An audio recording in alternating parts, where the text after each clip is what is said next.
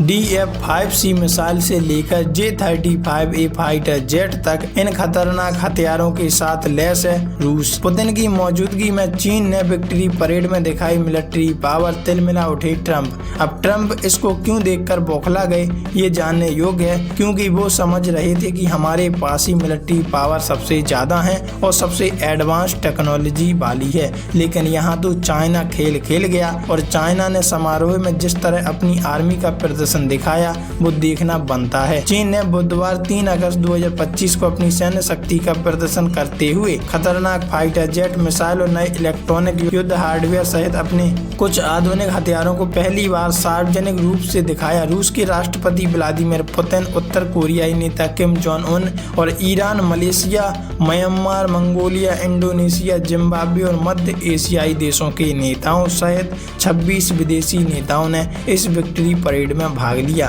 भारत के पड़ोसी देशों से पाकिस्तान के प्रधानमंत्री शहबाज शरीफ, नेपाल के प्रधानमंत्री KP शर्मा ओली और मालदीव के राष्ट्रपति मोहम्मद मुइज्जू इस परेड में शामिल हुए। चीन के राष्ट्रपति शी जिनपिंग और उनकी पत्नी पेंग लियोन ने विदेशी मेहमानों का स्वागत किया। द्वितीय विश्व युद्ध में जापानी आक्रमण के खिलाफ चीन की जीत की 80वीं वर्षगांठ के उपलक्ष्य में आयोजित इस परेड में सैकड़ों सैनिक शामिल हुए। विक्ट्री परेड में हथियारों का जखीरा। चीन ने आर्मी परेड में एक से बढ़कर एक हथियारों की प्रदर्शन किया। इस तरह चीन ने पूरी दुनिया को अपनी ताकत का एहसास दिलाया। ग्लोबल टाइम्स की रिपोर्ट के मुताबिक चीन ने 5वीं पीढ़ी के फाइटर जेट J-35A से लेकर DG-5C इंटरकॉन्टिनेंटल बैलिस्टिक मिसाइल जैसे हथियारों को परेड में शामिल किया, ताकि दुश्मन देशों को पता लग सके कि चाइना के पास इस समय कितनी ताकत मौजूद है। और J-20S और J-35 फाइटर जेट चीन ने अपने सबसे upgraded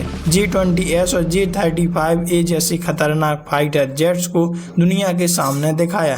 twin seat J-20S drone को कंट्रोल करने में सक्षम है, जबकि J-35 जेट को एयरक्राफ्ट कैरियर और जमीन दोनों से ऑपरेट किया जा सकता है।